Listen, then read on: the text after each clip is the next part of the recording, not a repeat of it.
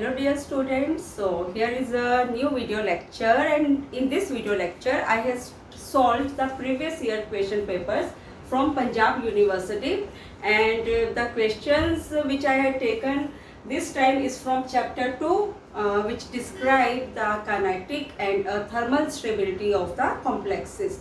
So in this video lecture all the expected questions or previous questions I am going to solve for you, so you can solve it with me also, right?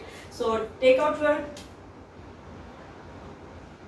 notebooks and try to solve these questions with me. So first question is, these are all questions from the previous years and some expected questions I will also solve for you, right?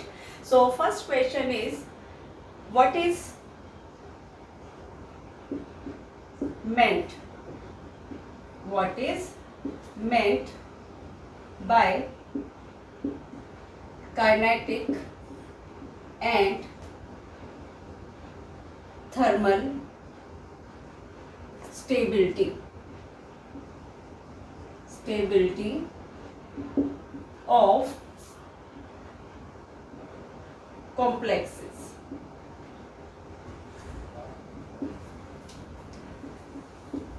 And is these two stabilities always related to each other?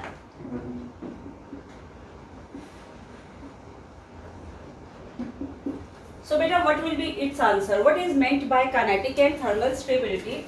So beta, whenever we talk about the kinetic stability, we always wanted to seek is the complex, right? इस पूरे lecture में हम coordination compounds की बातें कर रहे हैं, तो अभी भी कोऑर्डिनेशन कंपाउंड से. So complexes are labile or inert. And what is thermodynamic stability?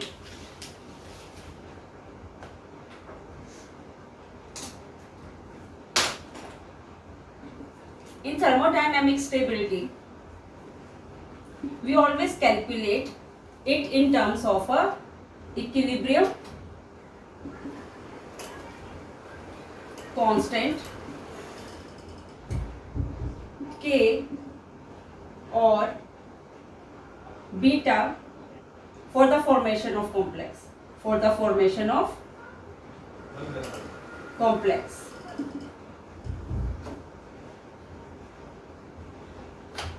Larger the value of a K, we know that larger the value of a K or a beta for the formation of a complex, the compound will be या complex will be thermodynamically stable. और kinetic stability में आपको क्या देखना है बेटा?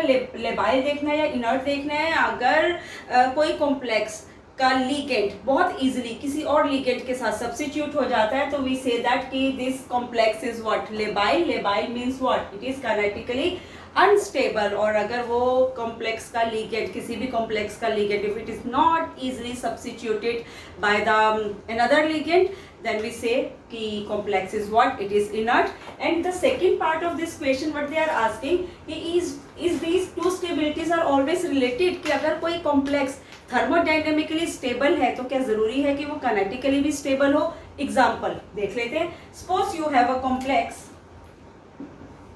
let nickel 2 positive, ठीक है? It is reacting with what? Suppose it is reacting with 4 cyanide ligands, and here the complex form is what? Nickel CN4 2 positive, 2 negative, right? और अगर हम यहाँ पे बीटा की वैल्यू देखें ना, it is approximately 10 raised to power 22. So beta is what? Beta बेटा हमेशा क्या है? ये भी थर्मोडायनेमिकली स्टेबिलिटी को ही बताता है. Beta is basically overall stability constant for the formation of complex. तो जितनी ज्यादा ये वैल्यू होगी कॉम्प्लेक्स, उतना ही थर्मोडायनेमिकली क्या होगा? स्टेबल. तो ये कॉम्प्लेक्स थर्मोडायनेमिकली तो स्टेबल है, बट अगर इसी कॉम्प्लेक्स को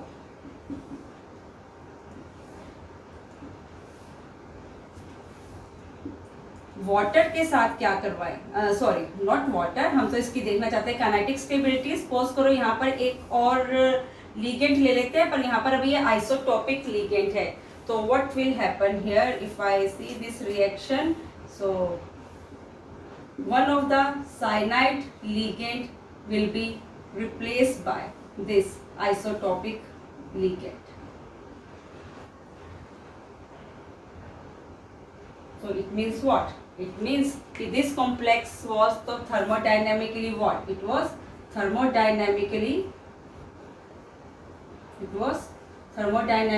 stable, but kinetically this was what? It was labile. So what I said, it is not always necessary if the complex is thermodynamically stable, it will be kinetically stable also, or if the complex is kinetically stable, it will be thermodynamically stable also. ये दोनों आपस में जो stabilities हैं वो कभी भी एक दूसरे के साथ ऐसा नहीं है कि always they will relate with each other. Keep this in mind always, ठीक है? So this is the first question we had done. Now come to the second question.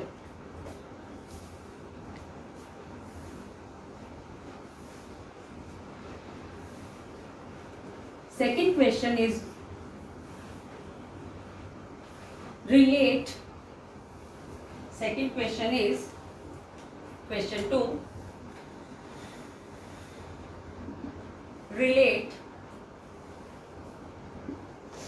stepwise stability constant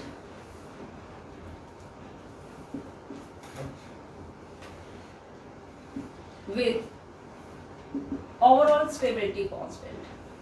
Overall stability constant for the complex formation.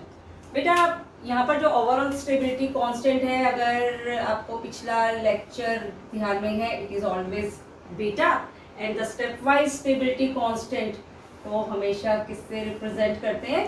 के से करते हैं। तो अभी इन दोनों के बीच में हम क्या देखते हैं? एक रिलेशनशिप, कैसे हम इन्हें आपस में कोरिलेट कर सकते हैं। सो बेटा सबसे पहले तो I am discussing step wise stability constant. Step wise stability constant. I think everything you had already done, so it will be much easier for you to solve these questions also. ठीक है ना? So let we have a complex that is MLN. ठीक है ना? इसको अगर हम formation देखेंगे, स्टेप वाइज आप फॉर्मेशन कैसे देख सकते हो कि सबसे पहले ये मेटल लिगेंड है, इसने किसके साथ रिएक्ट किया? सपोज करो this metal ligand is reacted, this metal ion had reacted with ligand and it formed Ml. ठीक है? नेक्स्ट केस में it has reacted with another ligand and formed Ml2. Next case में it reacted with another ligand and formed Ml3, and this reaction will be finally reach to this step, and here it is forming what? MLN. So this is the complex formation of this reaction. ठीक है? तो यहाँ पर first step के लिए आप क्या लिखोगे? It will be K1, here it will be K2, here it will be K3 and here it will be K4. K1 को कैसे डिफाइन करोगे? हमें पता है हमेशा ये जो कॉन्स्टेंट्स हैं, it is always the concentration of product divide by what? Concentration of reactants. So can I right here Ml divide by what? This one, and K2 is equal to concentration of Ml2 divided by what? Concentration of Ml. And third में क्या लिखोगे? You will write, or here it is not K4, it is Kn. Ml3 divided by what? Ml2 N. और अगर last वाले step पे आ जाएं तो क्या बनेगा? It will be concentration of MlN divide by MlN-1 N. और always keep this in mind, K1 always greater than K2, always greater than K3 and so on. Reason क्या है? रीजन ये है कि अगर एक लिगेंड मेटल के साथ आकर लग जाता है, इसने बना दिया Ml. अब नाउ सेकेंड लिगेंड को कहाँ अटैच करना है? अब उसको अटैच करना है मेटल लिगेंड, बॉन्ड ऑलरेडी बना हुआ है और नेक्स्ट लिगेंड को यहाँ पर अटैच होना है। तो बेटा ये लिगेंड और ये लिगेंड आपस में क्या क्रिएट करेंगे? रिपल्शंस करेंगे। That is why K2 will be greater. इस केस में एक लिगेंड को फर्दर 2 लिगेंड्स के साथ क्या मिलेंगे? रिपल्शंस। तो K3 क्या हो जाएगा? उसका स्टेबिलिटी कांस्टेंट और कम हो जाएगा। तो K1 की स्टेबिलिटी हमेशा ज्यादा है K2 से, K3 से एंड सो ऑन। ये तो हमने एक्सप्लेन किया क्या? Step wise stability constant. Similarly अगर आपके पास आ जाता है, अगर हमें ओवरऑल स्टेबिलिटी कांस्टेंट देखना है, that is beta. That is beta. बेटा बीटा को कैसे आप कैलकुलेट करते हो? सपोज अभी भी आप देखना चाहते हो कॉम्प्लेक्स की फॉर्मेशन, और कॉम्प्लेक्स की फॉर्मेशन में आपके पास क्या है? Again you have MnN। अब देखो यहाँ पर आप देखोगे तो क्या है?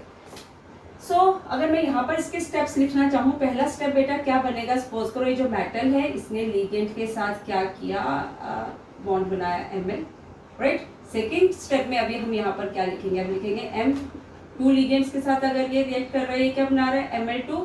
और थर्ड लिगेंड के साथ कर रहा है तो ये क्या बना रहा है? It is now forming here Ml3। आपको स्टेप्स को कहाँ तक लेकर जाना है?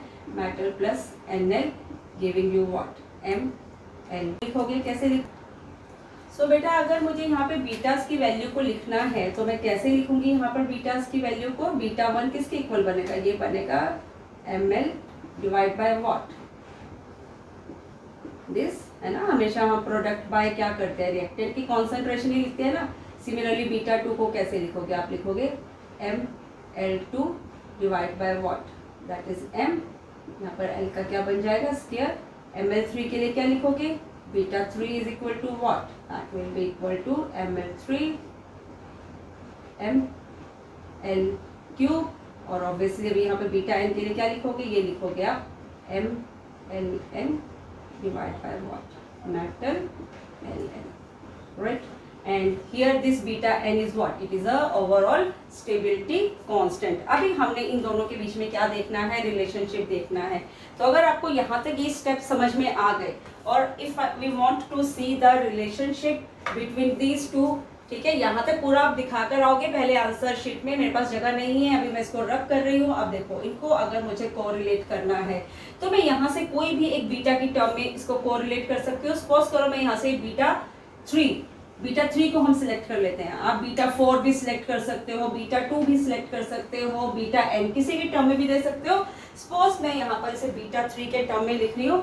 रिमेंबर हमने बीटा 3 क्या लिखा था? मैंने बीटा 3 लिखा था that was concentration of what? हमने यहाँ पर किया था Ml3 डिवाइड बाय व्हाट?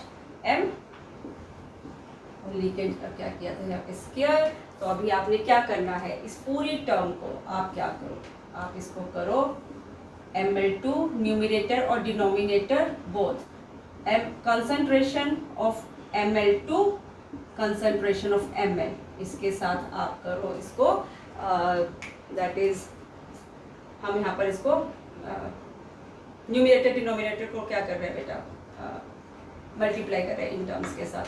अब अगर मैं इन टर्म्स को ओपन करके लिखती हूँ, और यहाँ पे सॉरी Ml2 नहीं, Ml क्या आएगा यहाँ पर? 3 आएगा, है ना। आप चेक कर सकते हो इसको। ओके, अभी मैं इसको थोड़ा सा रीअरेंज करने वाली हूँ। Can I right it like this? I am just rearranging the terms, doing nothing now. Ml3 Ml2 L Ml2 concentration of Ml2 divide by what? Concentration of Ml L and concentration of metal ligand Ml। ठीक है, beta 3। अभी हमने इन सारी values को K के साथ correlate किया हुआ है। कोरिलेट कैसे किया था? यहाँ पर इक्वल किसके बना? K3। जाकर चेक कर सकते हो, पीछे है ना, अभी मैं लिख कर आई हूँ ये सारी चीजें। K1। सो ये हमने क्या किया? हमने बीटा 3 को रिलेट किया। सपोज करो अगर हम यहाँ पर बीटा 3 की जगह पे बीटा 4 ले रहे होते हैं ना, तो तुम्हारा आंसर क्या बनता? तुम्हारा आंसर बनता K4, K2, sorry K3, K2, K1। So beta, this is the relationship between stepwise stability constant and overall stability constant। ठीक है ना? This is question 2। Now come to the next question। Next question है बेटा आपके पास that is what is log beta and how it is related with the stability constant of the complex. बेटा जो next question मैं कर रही हूँ that is define log beta and how from the values of log beta we can say the complex is stable or not, and I have to explain give one example also. ठीक है, question 3 आपके पास क्या है? Question 3 is define log beta. अभी आप समझ चुके हो beta is what? It is the overall stability constant and how it tells about the stability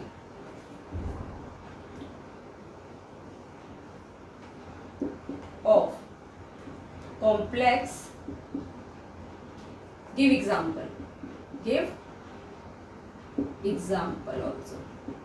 ठीक है, अब देखो बेटा अभी अभी आपको मैंने समझाया log बीटा क्या है. log beta it is a overall stability of complex. It is the overall stability of complex. Greater the value of beta, greater the value of beta, more stable will be the complex. More stable will be the complex. Now they are asking us to give one explain it in terms of a reaction also. तो हम यहाँ पर एक reaction को explain कर भी सकते हैं. Suppose करो बेटा you have a complex that is copper ammonia 4 2 positive. Same एक complex लिया यही, but copper की जगह पे क्या कर दिया, यहाँ पर कैडमियम ले लेते हैं. अगर इन दोनों कॉम्प्लेक्सेस में log बीटा की वैल्यू देखें ना, तो यहाँ पर जो log बीटा की वैल्यू है it is around 13.1 something and here log beta is what, it is 7 approximate है ना. मैंने एग्जैक्ट वैल्यूज नहीं, अप्रोक्सीमेट वैल्यूज के साथ आप भी लिख सकते हो 7 है. तो आप देख रहे हो कहाँ पर log बीटा की वैल्यू कम है, here log beta value is less. So that means कि this complex is thermodynamically less stable in comparison to complex of what, complex of copper. So इसे हम अभी केमिकली कैसे एक्सप्लेन कर सकते हैं. सपोज अगर इस सोल्यूशन में से, ठीक है, H2S गैस को पास करवाएं और यहाँ से भी H2S गैस को पास करवाएं तो क्या होगा, there is never copper sulphide precipitates will form. ये रिएक्शन नहीं होगा. It will not give precipitate in the presence of H2S gas, whereas cadmium complex it will give cadmium sulfide precipitates in the presence of what, in the presence of, yeah, when we pass H2S gas through this solution, it will form what, precipitate of cadmium sulfate. So it means कि this is thermodynamically less stable. और वहाँ पर या its stability, thermodynamically word तो अभी use नहीं करेंगे क्योंकि अभी तो हम यहाँ पर रिएक्शन कर रहे हैं. तो आप सिंपल लिखोगे कि this complex stability is less in comparison to this. एक तो आपने log बीटा के टर्म में भी इसे एक्सप्लेन कर दिया, दूसरा आपने इसे किसके टर्म में भी एक्सप्लेन कर दिया, केमिकल रिएक्शन के टर्म में भी, कि इसकी स्टेबिलिटी इस कॉम्प्लेक्स से क्या है, कम है. ठीक है, now come to the next question. Next question is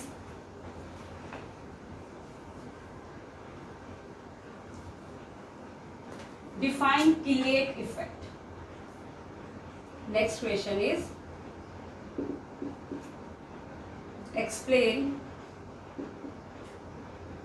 Killick effect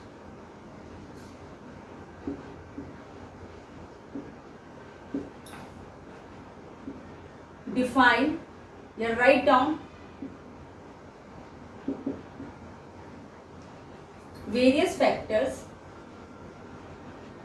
write down various factors on which it depends. और आपको इसमें एक और भी क्वेश्चन पूछ लेते हैं. जो कि पिछले क्वेश्चंस में आया भी हुआ है, लास्ट ईयर के एग्जाम्स में आया भी हुआ है, दैट इज व्हाट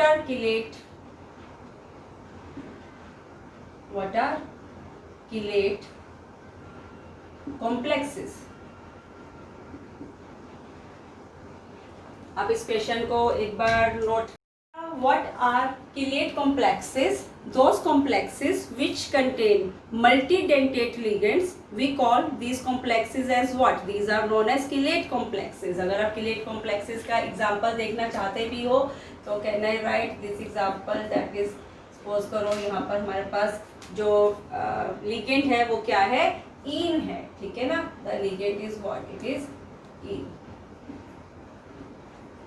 तो यहाँ पर जो लिगेंड है वो मल्टीडेंटेट लिगेंड है बेटा। ऐसे कॉम्प्लेक्सेस को हम क्या कहते हैं? ऐसे कॉम्प्लेक्सेस को हम कहते हैं मल्टीडेंटेट लिगेंड। एक और एग्जांपल देख सकते हो, सपोज करो यहाँ पर क्या है? ट्राइइन अटैच्ड है, यहाँ पर क्या प्रेजेंट है? ट्राइइन प्रेजेंट है, और we call such complexes as what? We call this complexes as a chelate complexes. बेटा अभी जो चेलेट कॉम्प्लेक्सेस हैं इनका क्या अफेक्ट पड़ता है? How they affect the stability of the complexes. So बेटा जब भी कोई मल्टीडेंटेट लिगेंड कॉम्प्लेक्स के साथ अटैच्ड है, सबसे पहले हमेशा तो उस कॉम्प्लेक्स की स्टेबिलिटी को क्या कर देंगे? इन्हांस कर देंगे। तो what I said, the presence of multidentate ligand in a complex always enhance the stability of the complexes.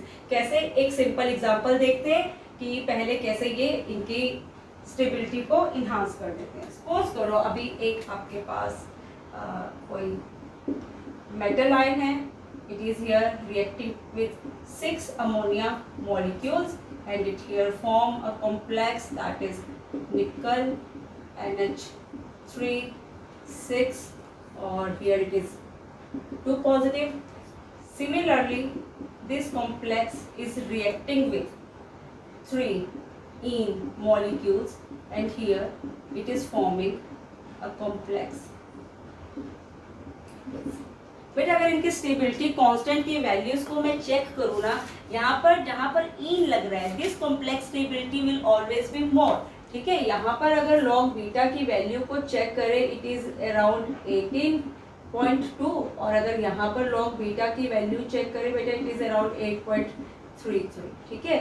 So which complex is going to be more stable? This complex is going to be more stable. So that means कि ऐसा क्या हो रहा है कि multidentate ligand complex की stability को बढ़ा रहे हैं, क्योंकि ऊपर तो मैंने क्या लिया? It is just a monodentate ligand. We know that. देखो बेटा इसको explain कैसे कर सकते हैं? We can explain it in terms of a entropy factor. देखो यहाँ पर क्या हो रहा है? यहाँ पर हम ना इसको aqueous भी mention कर देते हैं. What? Aqueous. यहाँ पर भी मेंशन कर दो एक्वस मीडियम. अब देखो बेटा क्या है, कॉम्प्लेक्स फॉर्मेशन हो रही है. अब ये जो निकल का सॉल्ट है ये एक्वस मीडियम में है, दैट मीन्स कि it is solvated by a solvent layer. इस निकल आयन के अराउंड क्या है? एक सॉल्वेंट की लेयर है. अगर वो एक्वस मीडियम है तो सपोज वहाँ पर वाटर की लेयर है which is known as a solvated layer. अब यहाँ पर क्या है, 6 अमोनिया को इस निकल आयन के साथ क्या बनाना है? मेटल लिगेंड बॉन्ड बनाना है, ठीक है ना.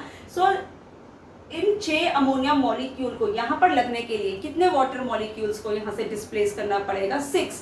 तो यहाँ पर 6 अमोनिया मॉलिक्यूल्स ने 6 वाटर मॉलिक्यूल्स को डिस्प्लेस कर दिया. तो दैट मीन्स कि कोई भी इंडिपेंडेंट मॉलिक्यूल सोल्यूशन में नहीं बचा. तो एंट्रोपी का यहाँ पर बहुत बड़ा रोल नहीं है.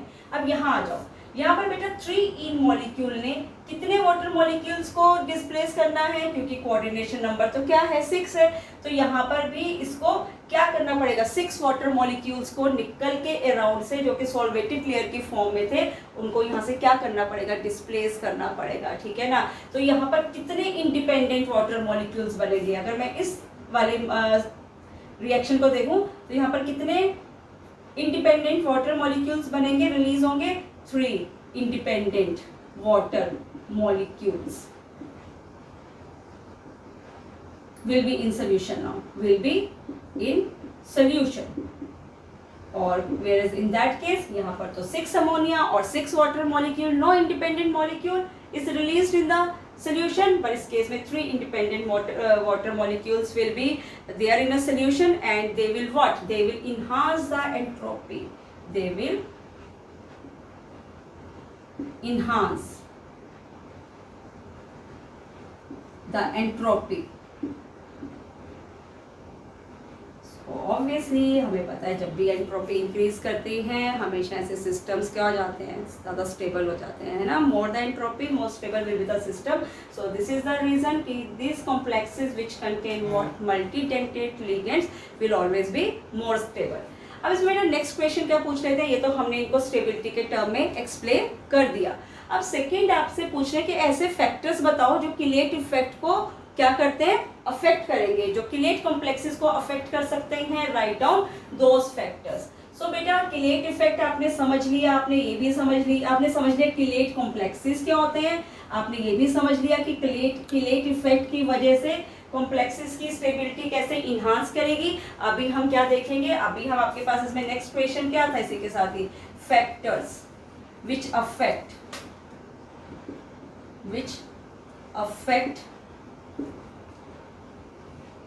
द किलेट इफेक्ट या किलेट कॉम्प्लेक्सेस लिखते हैं वो ज्यादा बेटर वर्ड रहेगा, है ना. Which affect the stability of chelate complexes. Factors which affect the stability of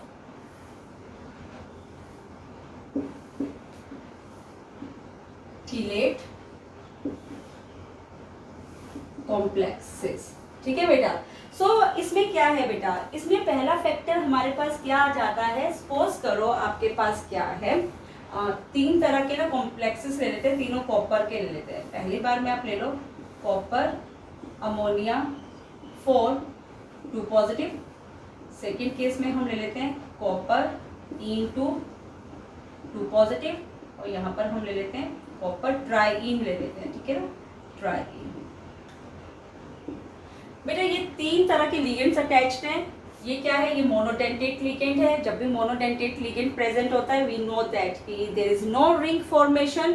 सो बेटा larger the rings form around the metal line more stable will be the complex. अगर आप यहाँ पर देखो इसको जरा मैं यहाँ पर लिख दूँ, नंबर ऑफ रिंग्स यहाँ पर कितनी रिंग्स बनेगी, 0.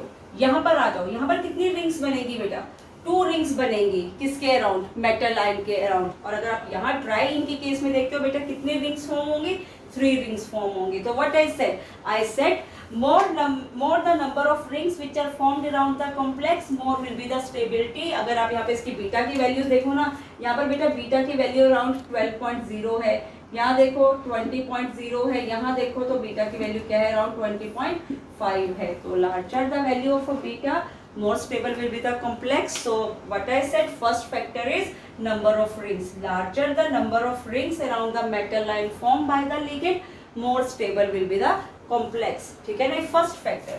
बेटा सेकंड यहाँ पर क्या है, फर्स्ट फैक्टर इज लिख सकते हो नंबर ऑफ रिंग्स. बेटा यहाँ पे जो सेकंड फैक्टर है, सेकंड फैक्टर में हम क्या देखते हैं कि सपोज करो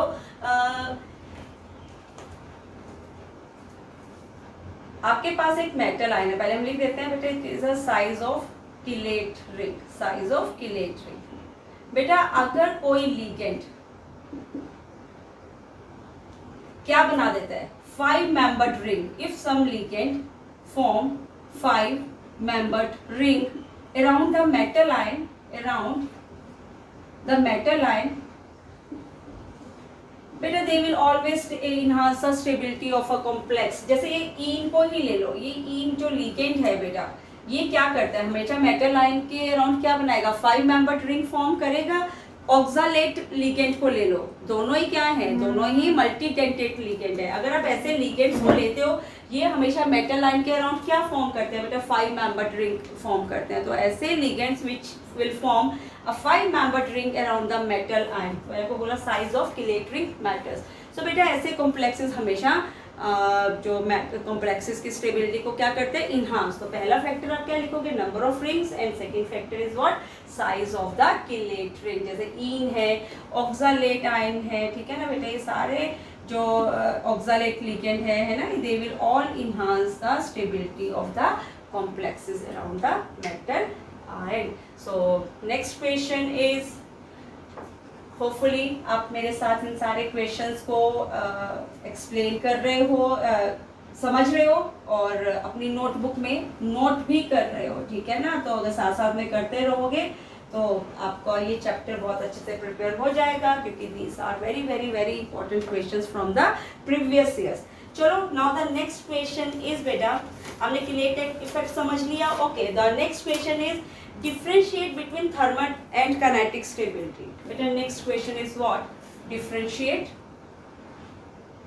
ये क्वेश्चन हम पहले कर चुके, मैं इसे ज्यादा एक्सप्लेन नहीं करूंगी। Differentiate between thermal stability, thermal and kinetic stability.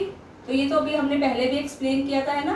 तो क्या है, अगर इनको आपने डिफरेंशिएट करना है बेटा, कैसे डिफरेंशिएट करोगे? This is in terms of के और व्हाट, बीटा। और काइनेटिक स्टेबिलिटी को आप कैसे एक्सप्लेन करते हो? In terms of a labile और इनर्ट कॉम्प्लेक्स, है ना। एक्सप्लेनेशन बिल्कुल पिछले वाली दे सकते हो, बाकी तो सारा का सारा क्या है, सेम ही है जो अभी हम ये कर आए हैं ना। So next question was this, but you will solve it, you will write it again. इस पूरे क्वेश्चन को फिर से एक्सप्लेन करना नीट एंड क्लीन, आपके प्रॉपर नोट्स भी बनते रहेंगे, है ना, अगर आप मेरे साथ साथ इसको सॉल्व करते रहोगे। Now come to the next question. बेटा नेक्स्ट क्वेश्चन जो हमारे पास है दैट इज, आपको ये बताना है कि इनमें से कौन सा कॉम्प्लेक्स ज्यादा स्टेबल है, right. You have to tell the stability of a complex. आपके पास पहला कॉम्प्लेक्स है दैट इज FeCN6 4 नेगेटिव, और यहाँ पर क्या है, यहाँ पर कॉम्प्लेक्स है FeCN6 3 नेगेटिव। अगर इन दोनों, you have to tell which complex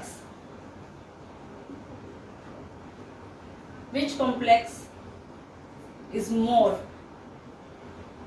stable. कैसे बताओगे इसकी स्टेबिलिटी को? ऑब्वियसली यहाँ पर अगर आप देखो तो यहाँ पर जो ऑक्सीडेशन स्टेट है आयरन की 2+, यहाँ पर ऑक्सीडेशन स्टेट क्या है 3+। हमने ये फैक्टर पढ़ा हुआ है मेटल्स के फैक्टर्स में, है ना।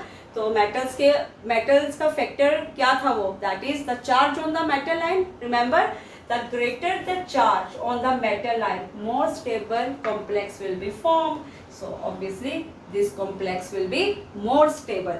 अब आपको इन्होंने नेक्स्ट जो दो आपको कॉम्प्लेक्सेस दिए हुए हैं जिनकी आपको स्टेबिलिटी को एक्सप्लेन करना है, let you have this Fe(F2+) और यहाँ पर आपके पास है FeCN2+। बेटा अगर इन दोनों की अगर आपको स्टेबिलिटी कांस्टेंट को बताना है तो वी नो दैट यहाँ पर आप किसका फैक्टर देखोगे, मेटल लाइन तो दोनों में सेम है, चार्जेस भी क्या है, सेम है। यहाँ पर हम क्या देखेंगे, यहाँ पर हम देखेंगे लिगेंड का इफेक्ट। लिगेंड के इफेक्ट में आपने क्या देखा था, आपने देखा था स्मॉलर। अगर आपको ध्यान में नहीं भी है तो आप एक बार फिर से रिकॉल कर सकते हो इसको, smaller the size of the ligand, more stable. ये सब 1 मार्क में आपको क्वेश्चन पूछे गए हैं बेटा। More stable will be the complex. So obviously इन दोनों कॉम्प्लेक्सेस में से किसकी स्टेबिलिटी है, इसकी ज्यादा है। एक और एग्जांपल भी है इसी तरह का, एक और भी क्वेश्चन है। इसमें जो आपको एग्जांपल्स दिए हैं बेटा, आपके पास एक तरफ जो लिगेंड है दैट इज निकल अमोनियम 6 2 पॉजिटिव, और एक लिगेंड आपको दिया है निकल इन 3 2 positive. Which complex is going to be more stable? So obviously this complex is going to be more stable because why? Because it contains multi-dentate ligand, and such ligands always induces what? Chelate effect, and due to this they always enhances the stability of complexes. आप इसे किसके term में explain करोगे, entropy factor के term में इसे क्या करोगे, एक्सप्लेन करोगे, ठीक है ना।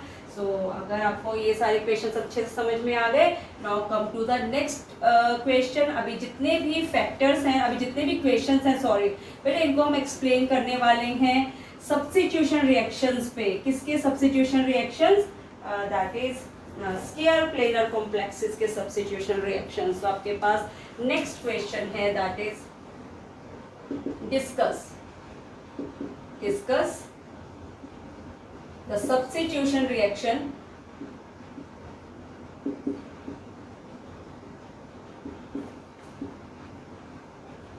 Of square planar complexes. कैसे कॉम्प्लेक्सेस हैं?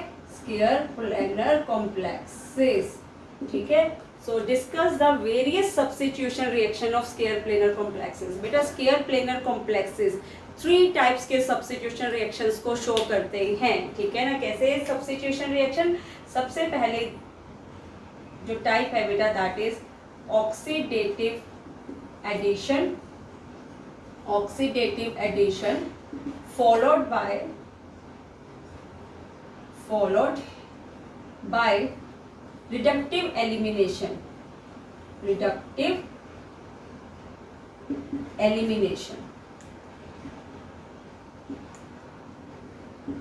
अब इस रिएक्शन को समझो। सपोज करो हमारे पास यहाँ पर एक कॉम्प्लेक्स है प्लेटिनम का, ठीक है। इसके साथ जो लिगेंड्स अटैच्ड है, मिथाइल, क्लोरो और this phosphine ligand is attached with this, ठीक है। So this is square planar complex that is made by the metal platinum। याद रखना, जब भी सब्स्टिट्यूशन रिएक्शन होंगे ना, रिएक्टेंट एंड प्रोडक्ट बेटा दोनों में ही जो ऑक्सीडेशन स्टेट है और जो कोऑर्डिनेशन नंबर है मेटल आयन का, वो कभी भी चेंज नहीं होगा। Always keep this in mind. बेटा सबसे पहले इस रिएक्शन में क्या होगा? सपोज करो यहाँ पर इसको रिएक्ट करवाया क्लोरीन के साथ। तो first step is what? Oxidative addition. What will it do? It will do the oxidative addition. ये जो Cl था, Cl2 यहाँ पर क्या हो गया? इंसर्ट हुआ, ठीक है। And here this is a oxidative addition, ठीक है ना। अब यहाँ पर क्या हुआ? कोऑर्डिनेशन नंबर भी बढ़ गया और प्लेटिनम पे क्या ऑक्सीडेशन स्टेट भी क्या हो गई? चेंज हो गई। बट मैंने क्या बोला? मेन रिएक्टेंट और उसका जो प्रोडक्ट है उनका कोऑर्डिनेशन नंबर और ऑक्सीडेशन स्टेट मेटल आयन की कभी भी चेंज नहीं होती। बेटा नेक्स्ट स्टेप में क्या होगा? नेक्स्ट स्टेप में यहाँ से मिथाइल क्लोराइड बाहर निकल जाएगा। Second step is what? Reductive elimination. तो रिडक्टिव एलिमिनेशन में जो आपके पास प्रोडक्ट बनेगा वो बनेगा प्लैटिनम Cl2 एंड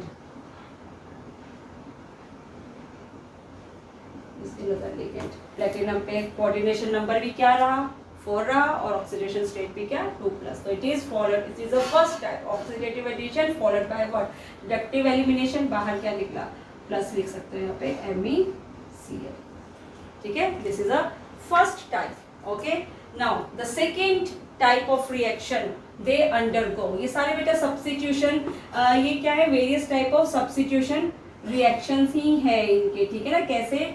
एक बाहर से लिगेंड आया और उसने किसी दूसरे लिगेंड को क्या कर दिया? सब्स्टिट्यूट कर दिया। तो this are the various types. Second one is बेटा that is electrophilic substitution. Second type is what? Electrophilic substitution. और ये सारे हम किसके केसेस कर रहे हैं? स्केयर प्लेनर कॉम्प्लेक्सेस से कर रहे हैं। सपोज एक वही वाला कॉम्प्लेक्स फिर से ले लेते हैं, प्लैटिनम, यहाँ पे 4 लिगेंड्स अटैच्ड हैं। This is methyl chloro, this is next ligand है ना, क्योंकि कोऑर्डिनेशन नंबर 4 रखना है, right. So these are the 4 ligands which is attached with this platinum. तो बेटा इसको जो रिएक्ट करवा रहे हैं वो हम रिएक्ट करवा रहे हैं इसे मर्क्यूरिक क्लोराइड के साथ, ठीक है। तो बेटा ऐसे रिएक्शन में जहां पर इलेक्ट्रोफिलिक सब्स्टिट्यूशन हो रहा है, क्या हो रहा है? ये जो इलेक्ट्रोफाइल है ना, ठीक है, तो ये क्या करेगा? सबसे पहले ये जो प्लेटिनम और मिथाइल के बीच में जो बॉन्ड है बेटा, इसको ये क्या कर देता है? ब्रेक कर देता है। तो इस केस में क्या होगा? यहाँ पर जो इलेक्ट्रोफाइल है, it will break the bond between a platinum and this methyl. Carbon, platinum carbon bond को क्या करेगा? ब्रेक करेगा। सो बेटा यहाँ पर जो आपके पास कॉम्प्लेक्स बनेगा that will be platinum Cl2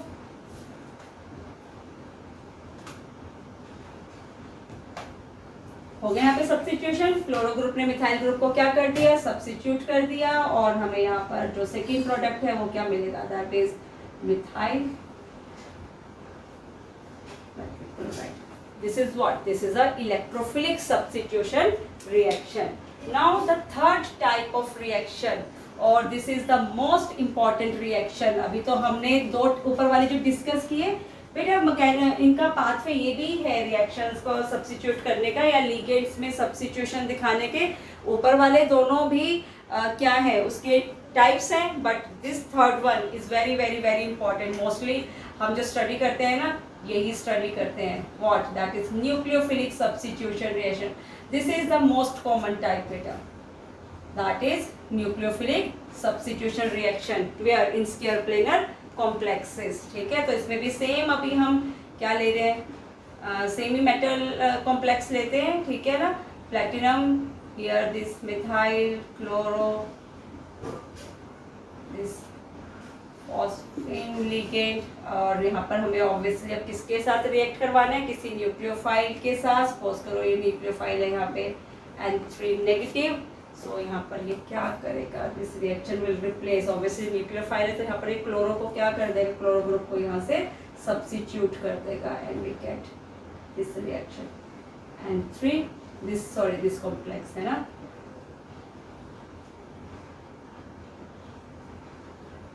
plus what? Cl negative will goes out. And what I said this is the most studied substitution reaction in square planar complexes. ठीक है ना, अभी जितने भी एग्जांपल्स आगे आने वाले हैं हम इसी पे करेंगे. Okay, so these are the various substitution reactions of square planar complexes. बेटा अभी आप में इसका नेक्स्ट क्वेश्चन जो बनता है वो बनता है, write down the metals, write down the metals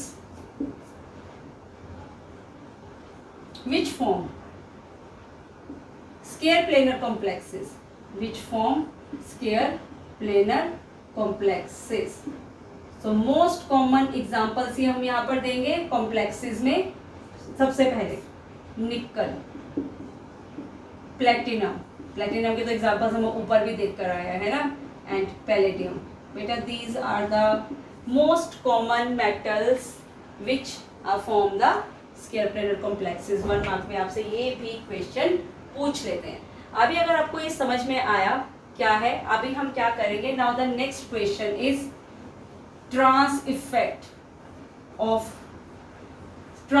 in substitution reactions. आपके पास नेक्स्ट क्वेश्चन बनता है एक्सप्लेन. बहुत इंपॉर्टेंट क्वेश्चन है ये तो, पेपर में बेटा बहुत रिपीट होता ही है, बहुत इंपॉर्टेंट कॉन्सेप्ट है. ध्यान से समझो, क्वेश्चन की फॉर्म में से हमने क्या करना है. Next question, explain the trans effect, explain the trans effect in square planar complexes. Explain the trans effect in square planar complexes. ठीक है, अब समझो बेटा what is trans effect. Suppose करो हमारे पास एक मेटल है, ऑब्वियसली स्क्वायर प्लेनर कॉम्प्लेक्स बनाना है, तो let it has 4 ligands around it, right. हम ऐसे कर देते हैं Cl Cl Cl. अब हमने इस स्क्वायर प्लेनर कॉम्प्लेक्स को क्या किया, रिएक्ट करवाया अमोनिया के साथ. हमें क्या करना है, सब्स्टिट्यूशन रिएक्शन. ये सारे एग्जांपल्स ये सब किस कैटेगरी में आ जाते हैं, न्यूक्लियोफिलिक सब्स्टिट्यूशन रिएक्शंस. ठीक है ना, ऑफ स्क्वायर प्लेनर कॉम्प्लेक्सेस. और हम क्या डिफाइन कर, क्या एक्सप्लेन कर रहे हैं, ट्रांस इफेक्ट. क्या होगा, ये जो अमोनिया है ना, एक क्लोराइड को यहाँ से क्या कर देगा, सब्स्टिट्यूट किया. सपोज इसने अमोनिया Cl और यहाँ पे भी क्या लगा दिया, Cl. अब सपोज करो यहाँ पर एक और अमोनिया को सब्स्टिट्यूट करवाना चाहते हैं. अब ये बाकी की जो 3 पोजीशंस है इनमें से कौन सा क्लोरो ग्रुप बेटा अब यहाँ पर सब्स्टिट्यूट होगा, तो ये यही ट्रांसफेक्ट इसी चीज को एक्सप्लेन करेगा. तो अगर मैं यहाँ पर लिखूं, it will B now NH3 Cl. That means कि सेकेंड स्टेप में जब आपने देखा कौन सा क्लोरो ग्रुप सब्स्टिट्यूट हुआ? This chloro group is substituted bye ammonia. हो तो कोई भी सकता था, है ना, ये भी सब्स्टिट्यूट हो सकता था जो अमोनिया के ऑपोजिट था, पर कौन सा क्लोरो ग्रुप रिप्लेस हुआ? जो इस क्लोरो के ऑपोजिट था। यहाँ पर अमोनिया लगा, आपके पास सिस, आपके पास कैसा प्रोडक्ट बना? सिस प्रोडक्ट, है ना, दो अमोनिया एक साइड पे, दो क्लोरो एक साइड पे, तो सिस प्रोडक्ट इज फॉर्म्ड हियर। सो बेटा यहाँ पर क्या हुआ? इस क्लोरो ग्रुप ने, जो कि इस क्लोरो ग्रुप के क्या था? ट्रांस था, इसने डायरेक्ट किया इसकी सब्स्टिट्यूशन को, ठीक है। तो what is a trans effect? बेटा trans effect is defined as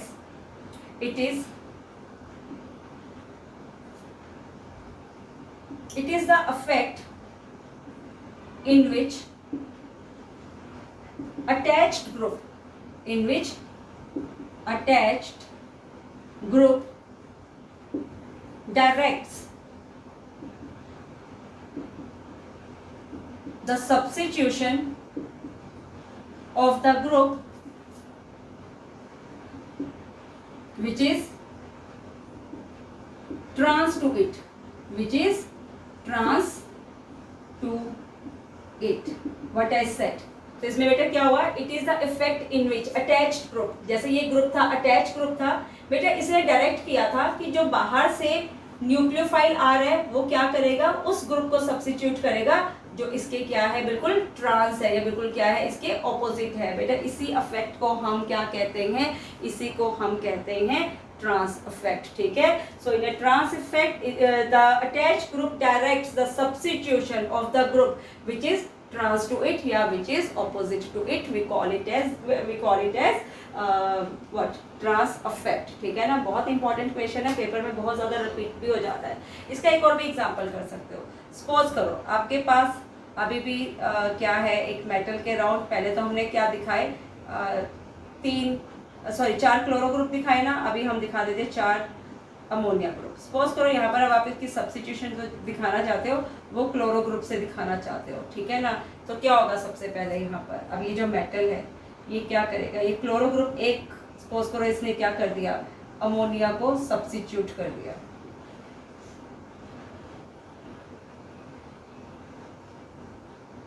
ठीक है ना।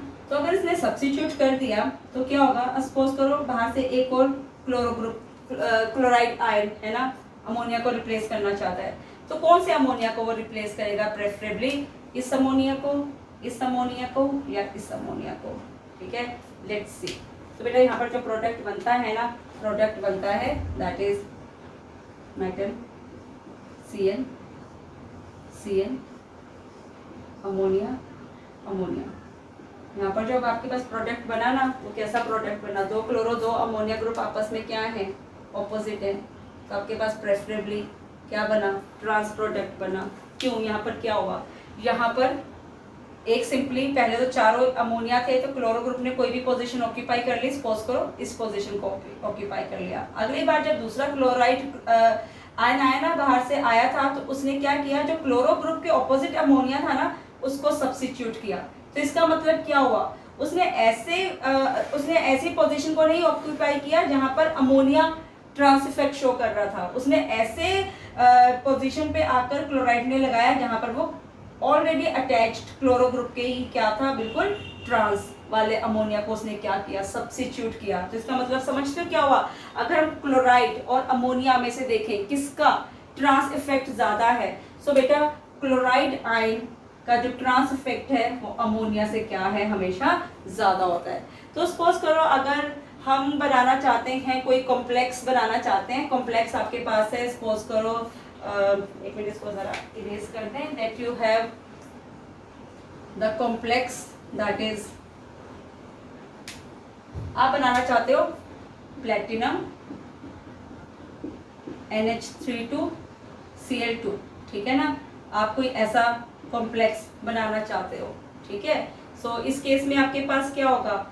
आप सिस बनाना चाहते हो या ट्रांस बनाना चाहते हो, तो हमें देखना ट्रांस इफेक्ट के बेसिस पे हमें सिलेक्ट करना पड़ेगा। ऐसा पहले क्या हम कहाँ से स्टार्ट करें? अगर मुझे इसको बनाना है, सिस बनाना है, मैं इसका सिस प्रोडक्ट चाहती हूँ, तो सिस का मतलब क्या है कि मुझे स्टार्ट करना पड़ेगा किससे? मुझे अपने रिएक्शन को स्टार्ट करना पड़ेगा प्लेटिनम Cl4 2 नेगेटिव से स्टार्ट करना पड़ेगा, तब जाकर मेरे पास कैसा प्रोडक्ट बनेगा, सिस बनेगा। और अगर सेम मुझे इसको ट्रांसफॉर्म में बनाना है, किस में करना है, ट्रांसफॉर्म में। अगर ट्रांसफॉर्म में करना है तो मुझे इसे किससे स्टार्ट करना पड़ेगा, मुझे इसे स्टार्ट करना पड़ेगा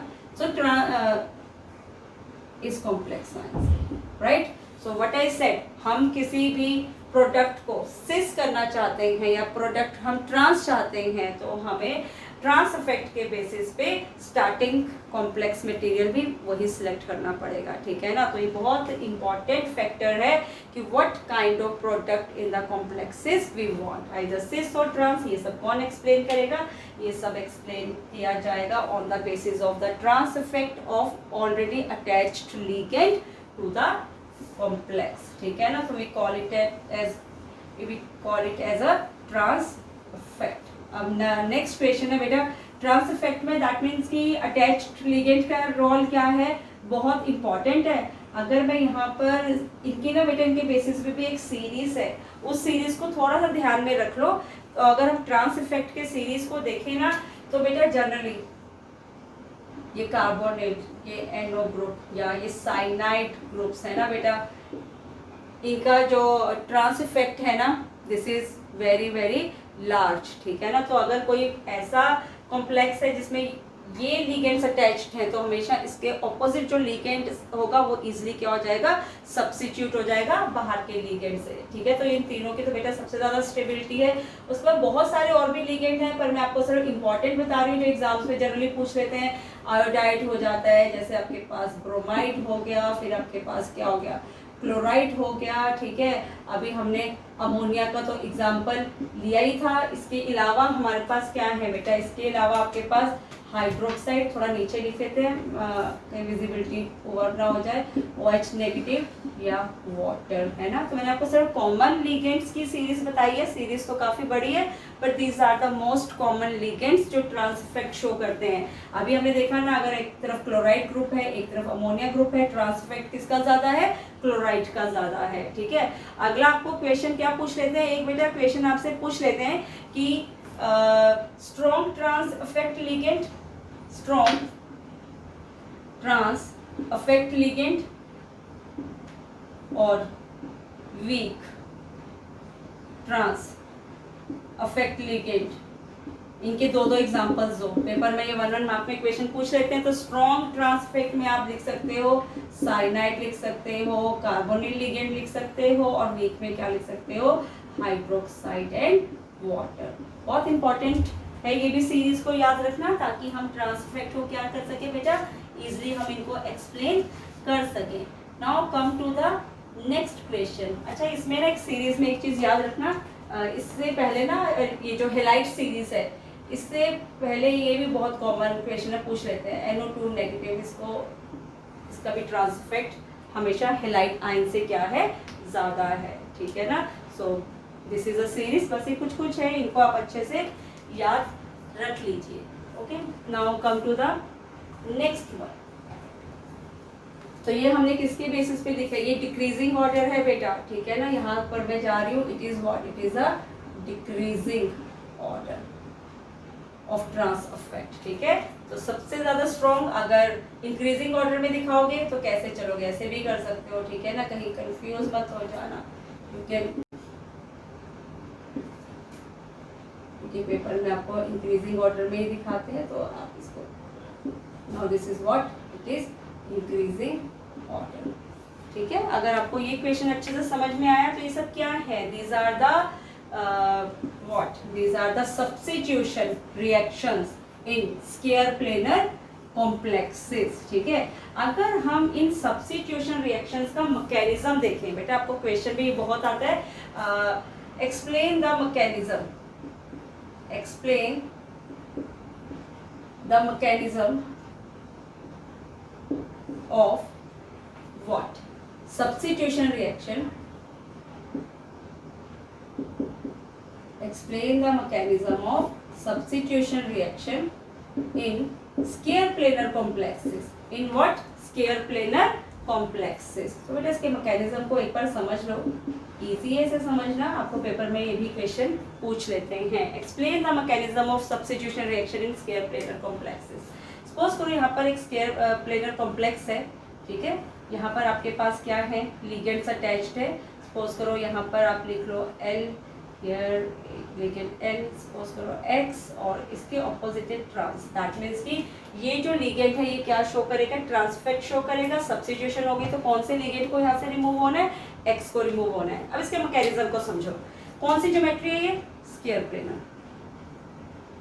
स्क्वायर प्लेनर बेटा आपको पता है स्क्वायर प्लेनर में हमेशा हाइब्रिडाइजेशन क्या होती है, dsp2, ठीक है। और इसका जो pz ऑर्बिटल है वो हमेशा क्या रह जाता है, खाली रह जाता है, क्योंकि उसको तो उसके साथ लिगेंड्स अपने लोन पेयर ऑफ इलेक्ट्रॉन्स नहीं शेयर करते, है ना।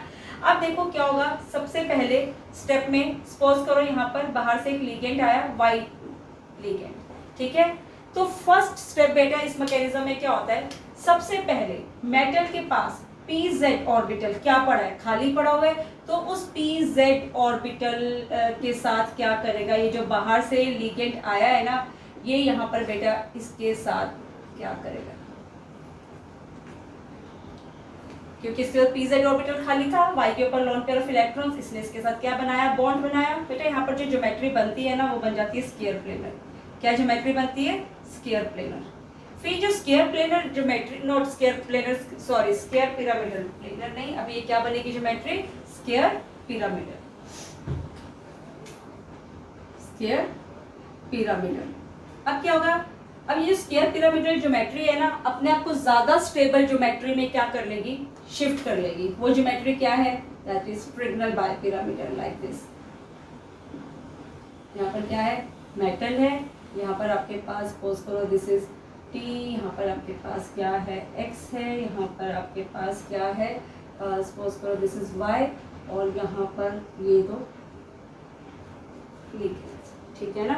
अब देखो बेटा नेक्स्ट केस में क्या होगा, यहाँ से किस लिगेंड को सब्स्टिट्यूट होना है, X लिगेंड को। ये ज्योमेट्री कौन सी बनी, अभी ये ज्योमेट्री हम लिखते हैं यहाँ पर, तो ये बनी ट्रिगोनल बाइपिरामिडल।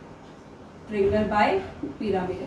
बेटा इसके बाद ये ज्योमेट्री भी अपने आप को क्या करेगी, रीअरेंज करेगी यहाँ पर, और रीअरेंज कर ये बनाएगी स्क्वायर पिरामिडल ज्योमेट्री। अब स्क्वायर पिरामिडल ज्योमेट्री में क्या होगा, यहाँ पर आपके पास क्या है, दिस M, देखो यहाँ पर कैसे ये अपने आप को रीअरेंज करेगी, क्योंकि कौन से लिगेंड को बाहर निकलना है आपके पास, X को, यहाँ पे Y को दिखाओ, हियर L। बेटा ये जो X है ना, ये अपने आप को Z एक्सिस की तरफ क्या कर लेगा, अरेंज कर लेगा। कौन सी ज्योमेट्री में वापस कन्वर्ट हो गया ये, again square pyramidal. Which one is square pyramidal. अब यहाँ पर क्या होगा, फाइनल सब्स्टिट्यूशन, एक्स ग्रुप यहाँ से क्या हो जाएगा, निकल जाएगा बाहर, and we left with what, we left with the reaction या product which we want, this one, और यहाँ से एक्स जो है वो निकल गया बाहर। सो बेटा this is the mechanism for the substitution reaction in square planar complexes in terms of what, in terms of a trans effect, ठीक है। तो अगर आपको ये भी इक्वेशन बहुत अच्छे से समझ में आ गया, तो इसके अलावा जो बेटा इसमें बहुत एक और इम्पॉर्टेंट क्वेश्चन बनता है, वो बनता है discuss the theories which explain on the basis of trans effect. Trans effect के बेसिस पे बेटा 2 थ्योरीज हैं जो ये बताती है कि ट्रांस इफेक्ट होता क्यों है। Theories for the trans effect. Next question is discuss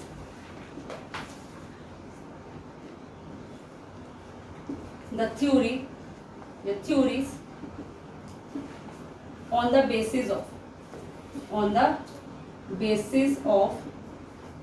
trans effect, on the basis of trans effect, ठीक है ना। बेटा इसमें ना आपके पास 2 थ्योरीज आ जाती हैं। नंबर 1 इज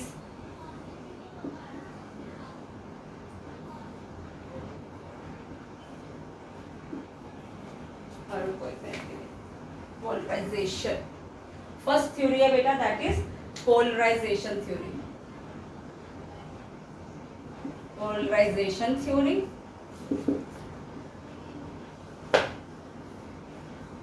और सेकेंड थ्योरी बेटा आपके पास आ जाती है दैट इज ये थ्योरी बेटा इसमें जो आपको ज्यादातर पेपर में पूछा जाता है ना, वो हमेशा आपको पोलराइजेशन थ्योरी ही पूछी जाती है, ठीक है ना। पर हम फिर भी थोड़ा बहुत इसे भी एक्सप्लेन कर लेते हैं, that is pi bonding theory. जो पिछले सालों में आपको क्वेश्चंस आए हुए हैं ना, उसमें आपको उन्होंने पर्टिकुलरली पोलराइजेशन थ्योरी को ही एक्सप्लेन करने के लिए बोला है। अब बेटा ये पोलराइजेशन थ्योरी और पाई बॉन्डिंग थ्योरी किसके बेसिस पे है? आपने क्या पढ़ा? आपने पढ़ा कि यहाँ पर ट्रांसफेक्ट सब्स्टिट्यूशन रिएक्शन हो रहे हैं, और ये दोनों के दोनों ही बेटे जो थ्योरीज है ना, सबसे पहले तो ये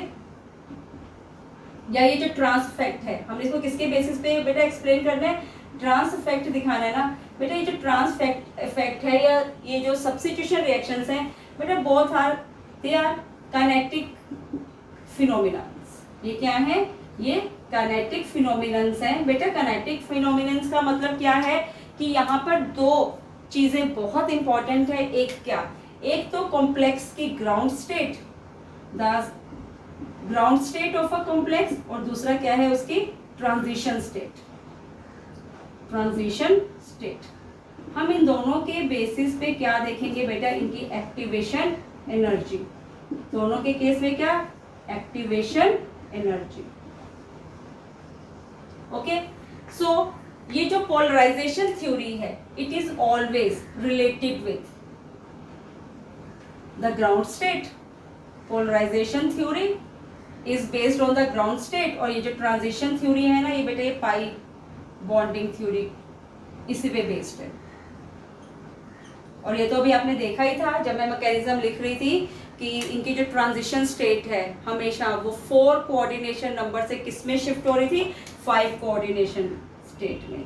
5 कोऑर्डिनेशन स्टेट में, है ना? देखा था ना अभी जब हम मैकेनिज्म को देख रहे थे, जब जो वाई लिगेंड था वो मेटल के एम्प्टी pz ऑर्बिटल के साथ एडिशनल एक और बॉन्ड बना रहा था। तो इट इज जो यहाँ पर ट्रांजिशन स्टेट है वो हमेशा क्या होती है? 5 कोऑर्डिनेटेड, दैट इज ट्रिगनल बायपिरामिडल। पहले स्क्वायर पिरामिडल बनी थी और फिर उसके बाद क्या बना? वो ट्रिगनल बायपिरामिडल। तो ये दोनों थ्योरीज हैं बेटा, दोनों थ्योरीज काइनेटिक फिनोमिनन पे बेस्ड हैं। तो इसलिए यहाँ पर ground state during a reaction और जो ट्रांजिशन स्टेट है या एक्टिवेटेड कॉम्प्लेक्स स्टेट है, वो दोनों ही स्टेट्स बहुत इंपॉर्टेंट है। उसमें से polarization is based on the ground state, और जो पाई बॉन्डिंग थ्योरी है वो किस पे बेस्ड है? That is a transition state. तो अभी जो आपका क्वेश्चन है उसमें जो आपको पर्टिकुलरली एक्सप्लेन करने के लिए बोला गया है पोलराइजेशन थ्योरी। बेटा देखो पोलराइजेशन थ्योरी कैसे एक्सप्लेन करते हैं। सपोज करो ऑब्वियसली स्क्वायर प्लेनर कॉम्प्लेक्स, और स्क्वायर प्लेनर कॉम्प्लेक्स में भी हम क्या डिस्कस कर रहे हैं? ट्रांसफेक्ट के बेसिस पे सब्स्टिट्यूशन रिएक्शंस को डिस्कस कर रहे हैं ना।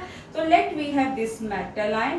बेटा इस मेटल आयन के पास एक तरफ क्या प्रेजेंट है? सपोज करो एक्स लिगेंड अटैच्ड है, और एक तरफ इसके पास जो अटैच्ड है लिगेंड, सपोज करो इसको हम टी नाम दे देते हैं, ठीक है ना। ये दोनों एक दूसरे के क्या है? ऑपोजिट हैं। तो ये जो लिगेंड है इस पे क्या करेगा? ट्रांस इफेक्ट शो करेगा, देगा इसको ट्रांसफेक्ट, और ये जो एक्स है ये मेटल लाइन से क्या हो जाएगा? डिटैच हो जाएगा, टूटकर बाहर निकल जाएगा।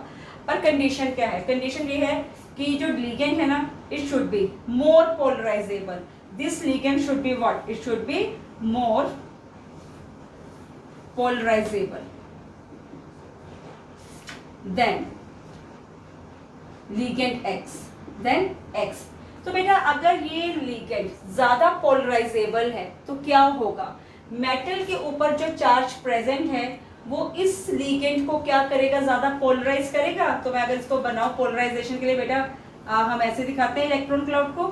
तो इसलिए यहाँ पर क्या किया? ज्यादा पोलराइजेशन क्या कर दिया? इंड्यूस कर दिया। ये मेटल के अराउंड में हम दिखा देते हैं क्या? इलेक्ट्रॉन, ये इसका चार्ज दिखा देते हैं ना, इलेक्ट्रॉन क्लाउड दिखा देते हैं। तो क्या वो मेटल के प्राइमरी चार्ज ने इन दोनों में से किसी एक लिगेंड को पोलराइज कर सकता था? क्योंकि टी की पोलराइजेशन क्या है? ज्यादा है। तो बेटा इसकी वजह से क्या होगा? यहाँ पर ये क्या करेगा? इंड्यूस करेगा चार्ज को। तो यहाँ पर आपके पास नेगेटिव चार्ज, यहाँ पर आपके पास क्या आया? Positive charge. क्या कर दिया इसने? इंड्यूस कर दिया। यहाँ पर क्या इंड्यूस हो गया बेटा? डाइपोल इंड्यूस हो गया। इसकी वजह से इस लिगेंड ने क्या किया बेटा? इसने मेटल के ऊपर भी क्या किया? डाइपोल को इंड्यूस किया। तो यहाँ पर पॉजिटिव, यहाँ पे कौन सा चार्ज? नेगेटिव। सिमिलरली कुछ पोलराइजेशन तो यहाँ पर भी होगी, पर यहाँ पर पोलराइजेशन कंपेरेटिवली क्या होगी बेटा? कम होगी, ठीक है। तो यहाँ पर भी आपने क्या किया? This positive and this negative. अब देखो यहाँ पर क्या होगा? यहाँ पर इस पोलराइजेशन की वजह से बेटा ये जो ओरिएंटेशन है मेटल के अराउंड, जो ओरिएंटेशन है, it will always be like this, कि ये जो नेगेटिव चार्ज है ना इसको और ज्यादा क्या करेगा बेटा? रिपेल करेगा। So here orientation due to the polarization, the orientation is like this metal ion will always repel the negative charge on the X ligand. तो इसकी वजह से जो एक्स लिगेंड है बेटा ये हमेशा इजीली क्या हो जाएगा, टूटकर बाहर निकल जाएगा। क्यों इजीली ये यहाँ से बेटा टूट गया, due to the trans ligand. और उस ट्रांस लिगेंड की बेटा पोलराइजेशन क्या थी, उसकी मेटल आयन से पोलराइजेशन बेटा ज्यादा थी। तो इसको हम क्या कहते हैं, इसको हम कहते हैं बेटा पोलराइजेशन इफेक्ट कहते हैं, ठीक है। और इस पोलराइजेशन इफेक्ट की वजह से हुआ क्या, ये हुआ कि यहाँ पर पोलराइजेशन ज्यादा हुई, ठीक है। किसकी वजह से, मेटल की वजह से। मेटल ने यहाँ पर डायपोल को इंड्यूस किया, इस डायपोल ने वापस क्या किया, मेटल पे डायपोल इंड्यूस किया। And orientation is always like this because of a trans effect. ये जो नेगेटिव चार्ज है ये और ज्यादा क्या होगा, रिपेल होगा, और अगर ये ज्यादा दूर जाएगा तो इस बॉन्ड का ब्रेक करना, इस बॉन्ड को ये क्या कर देगा बेटा, वीक कर देगा, और इस बॉन्ड का टूटना क्या हो जाएगा, इजी हो जाएगा। इसको हम कहते हैं polarization theory. And this theory is based on what, this theory is based on the ground state of the complex, ठीक है ना। और जो दूसरी थ्योरी मैंने आपको बोली वो क्या थी, pi bonding theory. This is explain on the basis of transition theory, जिसमें क्या बन रहा था, जिसमें 5 मेंबर्ड कोऑर्डिनेशन कॉम्प्लेक्स बन रहा था, और ज्योमेट्री कौन सी अटेन थी, ट्रिगनल बाइपिरामिडल ज्योमेट्री पर। अभी का जो क्वेश्चन है, दोनों थ्योरीज को हमने देखा, बट मेनली जो एक्सप्लेन करना था that was polarization theory. So hopefully आपको ये सारे जो लास्ट ईयर के क्वेश्चंस हैं बहुत अच्छे से समझ में आ गए होंगे। But still if you have any doubt और एनी क्वेश्चन, आप उसका आंसर जानना चाहते हो तो आप कमेंट बॉक्स में डाल सकते हो। तो इन्हीं क्वेश्चंस के साथ बेटा आपका ये चैप्टर बहुत अच्छे से तैयार हो जाएगा, ठीक है। So thanks for your patience and have a nice day.